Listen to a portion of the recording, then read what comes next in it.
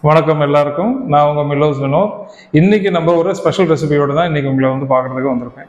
இது என்னன்னா மலாய் பன்னீர் கோர்மா. இந்த ஒரு ரெசிபி பேர் மலாய் பன்னீர் கோர்மா. ரொம்ப ரொம்ப ரொம்ப டிஃப்ரெண்ட்டான ஒரு டிஷ்ஷை ஒயிட் கலர் பேஸில் ரெடி பண்ண போகிறோம். என்னென்ன பொருள் வேணுன்றதை பார்த்துடலாம் வாங்க. ஆனியன்னா 1 ஃபுல் ஆனியன், ஒரு 3 க்ளோவ்ஸ் ஆஃப் கார்லிக்கை, கேஷ்யூ ஒரு 30 to 40 கிராம்ஸு, ஒயிட் செசமி ஒரு 10 கிராம்ஸ் எடுத்துருக்கேன், ப்ளஸ் பட்டை லவங்கம், ஏலக்காய் கொஞ்சோண்டு, பன்னீர் ஒரு 150 கிராம்ஸ் ஆஃப் பன்னீர் இருக்குது. இதுக்கு உங்களுக்கு ஒரு 100 கிராம்ஸ் ஆஃப் தயிர், ப்ளஸ் உங்களுக்கு ஃப்ரெஷ் க்ரீம் ஒரு ஒரு 30 to 40 ml of fresh cream, butter உங்களுக்கு ஒரு 20 கிராம்ஸ் பட்டர். இதில் இன்னொரு கீ இன்க்ரீடியன்ட் என்னன்னு பார்த்தீங்கன்னா உங்களோட கரம் மசாலாவும், இது உங்களுக்கு வெஜிடபிள் ஸ்டாக் பவுடர் ரெடிமேடாக கிடைக்கும், அதுதான் எடுத்து வச்சுருக்கேன். இதை வச்சுட்டு தான் நம்ம பேஸை ரெடி பண்ண போகிறோம். இப்போ இதோட ப்ராசஸ் நம்ம எப்படி பண்ண போகிறோம் அப்படின்னு பார்த்தீங்கன்னா, ஃபஸ்ட்டு தண்ணி விட்டுட்டு நம்ம வெங்காயம், பூண்டு, கேஷ்யூ நட்டு, sesame seeds plus garam masala எல்லாம் ஒன்றா போட்டு பாயில் பண்ணி குக் பண்ணி எடுக்க போகிறோம். இது பாயிலிங் எப்படி இருக்குன்னா, வெங்காயம் நல்லா ஸ்மாஷ் ஆகி ரொம்ப சாஃப்ட் ஆகிடணும், அந்தளவு நம்ம பாயில் பண்ணி எடுக்க போகிறோம். இதுதான் நம்ம பேஸ் ரெடி பண்ணிவிட்டு அதுக்கப்புறம் அடுத்தடுத்த ப்ராசஸ் ஸ்ட்ரெயிட்டாக நம்ம வீடியோலேயே பார்த்துடலாம். இப்போது பேன் ஃபஸ்ட்டு மேலே எடுத்து வச்சுருங்க. பேன் சூடாகிட்டு இருக்க டைம் பார்த்தீங்கன்னா தண்ணி ஊற்றிடலாம். இப்போ அடுத்தது பார்த்தீங்கன்னா தண்ணி பாயில் ஆகிட்டு இருக்கட்டும். அதுக்குள்ளே நம்ம ஆனியன் மற்ற நம்ம சொன்ன இன்க்ரீடியன்ட்ஸ் எல்லாமே போட்டுடலாம். இப்போ நம்ம ஃபஸ்ட்டு ஆனியன் போட்டுடலாம். ஆனியன் ரஃப்பாக கட் பண்ணி போட்டிருக்கு. பூண்டு, கேஷ்யூ நட்ஸு,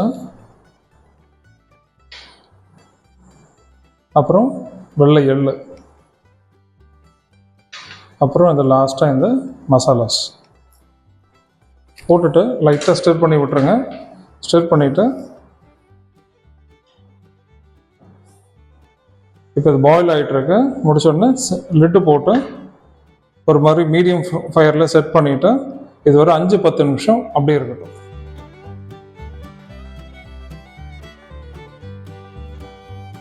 பார்த்திங்கன்னா ஆகிடுச்சு, இந்த மாதிரி ட்ரையே ஆகிடுச்சு. நம்ம ஊட்டின தண்ணிக்கு ஆல்மோஸ்ட் எல்லாமே குக்கும் ஆகிடுச்சு. பார்த்திங்கன்னா டிரான்ஸ்லூசண்டாக இருக்கும், இந்த அளவு இருக்கணும்.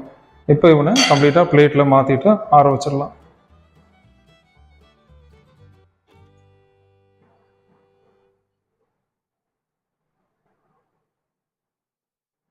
இப்போ பார்த்தீங்கன்னா நம்ம எடுத்து ஆற வச்சுட்ருக்கோம். இதில் முக்கியமான ஒரு ப்ராசஸ் பண்ணோம். அந்த கலர் மாறக்கூடாதுல்ல நமக்கு. அதுக்கு என்ன பண்ணுறோம் அப்படின்னா, நம்ம இதில் போட்டிருக்க அந்த ஹோல் மசாலாஸ் எல்லாமே நம்ம தனியாக எடுத்துடலாம். இந்த ஹோல் மசாலாஸ் எல்லாமே எடுத்து தனியாக வச்சுருங்க.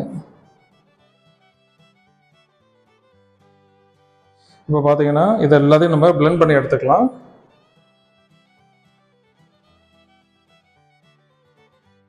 இப்போ பார்த்தீங்கன்னா நம்ம கிரைண்ட் பண்ண வேண்டிய ஐட்டம்ஸை போட்டாச்சு. இதுக்கப்புறம் இதில் நம்ம ஆட் பண்ண போகிறது அந்த வெஜிடபிள் ப்ராத் சொன்னேன் இல்லையா, அந்த ஒரு 2 ஸ்பூனும் ப்ளஸ் நம்ம தயிரும் போட்டு நல்ல ஃபைன் பேஸ்ட்டாக அரைச்சி எடுத்துகிட்டு வந்துட்டு குக் பண்ண ஆரம்பிச்சது. ப்ராத் பவுடர் 1, 2 ப்ளஸ் தயிர், நான் சொன்னேன் அந்த 100 ml தயிர் ஊற்றிடலாம். இப்போ பார்த்தீங்கன்னா கம்ப்ளீட்டாக போட்டாச்சு. இதை நல்லா ஃபைன் பேஸ்ட்டாக பிளெண்ட் பண்ணிடலாம்.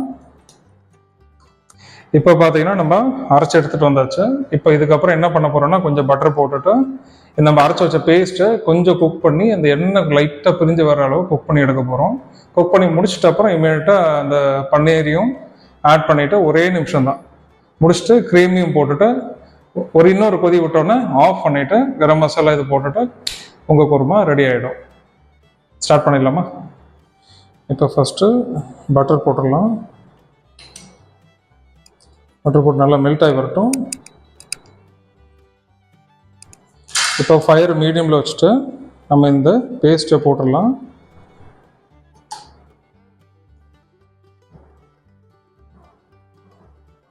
இப்போ பார்த்தீங்கன்னா நல்லா இந்த மாதிரி மிக்ஸ் பண்ணி விடுங்க.